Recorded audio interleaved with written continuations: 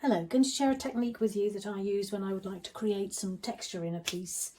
I've begun a little bit with some black here. I'm working in acrylics initially, and I'm going to use the next two colours, which is black, and I'm going to use a burnt sienna. I'm also going to use, no brushes involved here, it's a piece of literally just greaseproof paper that you'd use in your baking in the kitchen. And as you can see, I've used it before, and the reason I hang on to it is that once you've used it and allow it to dry, you've got a build-up of even more texture before you start. So it just adds to the desired effect that I'm looking for. So I keep all these little scraps. Also, these shapes can be quite useful, so don't discard anything. I don't think many artists do they? Look, I've got all these tiny wee little bits. I rather love those colours, actually. It's interesting.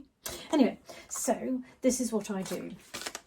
Is I have my piece of paper or greaseproof paper, and I put some of the pigment in straight onto the greaseproof paper, as you can see, just not masses to start with, and you can see that just a little bit.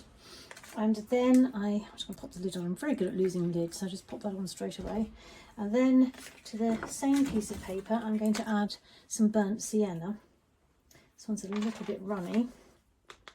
And so basically I'm mixing pigments onto the panel, straight onto it. So you can see it's not masses of pigment, because you don't want to just obliterate what you've got there. It's all about, as I say, building the layers and making more interest within your work. So I'm just folded that greaseproof paper in half, and I'm lightly squishing it to move those colours around and blending. Oh, it's an interesting shape, and it's looking a bit too neat, just squish it around. So now I turn that onto my painting and lightly put it on there and press just gently. You can actually draw marks and with your nails if you wish, and pull it off, and you see that you've added some textural marks. And you put it wherever you want. Just use a little bit like this, or you can use a whole load and share it around. And you've obviously got quite a bit of pigment on that greaseproof paper, so there's plenty to go around, and you can smudge it up and then pull it away. Basically the world's your oyster, you can do whatever you like with it. And it's surprising how far it goes. So I'm using my fingertips and my nails now to see if I can get a little bit of a mark down here. Yeah, you can probably see that, which I can then smudge and pull along, just creating a bit of harmony around the painting with all the colours and the marks that I'm applying. I'm just going to pick some of that up that I put on initially. That's quite heavy there. I don't want it to be too heavy. So I'm smearing pigment on and then pretty much taking it off, which seems crazy, but it all works. Now, as you will see, I'm rubbing quite firmly now, because it's getting to be less on the paper, and I'm going to come right over there. I mean, I can add more, nothing sure of. So that's what I'm left with, not a lot. So what I generally do then is get out of shot, just get a baby wipe. Try to keep giving up using these, but actually I've got a dirty one here which may work better, but they are so very useful. Now I've screwed it up a bit, as you can see, and I'm just going to very, very gently rub some of these marks, because some of them are a bit too blobby and a bit messy for my taste and what I'm looking for. So just move that around a bit, but because you've then got the residue on your rather dirty baby wipe, you're then adding colour to other areas within the painting, which is all, it's creating a glaze and adding to that unification that we're always looking for within our artwork. So move that around over there.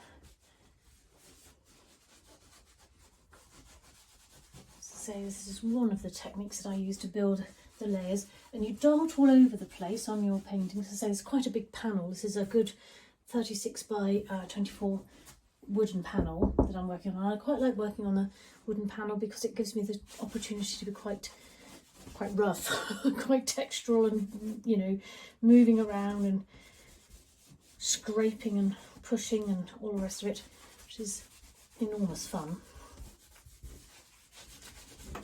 And some of the workshops that I'll be running soon will be looking at how to use these sorts of techniques, be it in acrylics or oils, all the same, just how to build these wonderful layers. I'm swapping between the dirty baby wipe and the slightly cleaner one because I want to just keep moving that pigment around, not lose all of that lovely light that I've created initially, but hanging on to some of the glaze that I'm creating.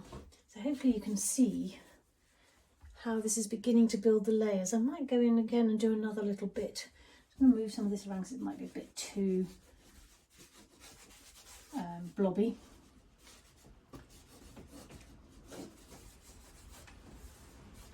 So there, that's basically a technique that I use amongst many. And I hope you've enjoyed this little video, and I hope that it's been helpful.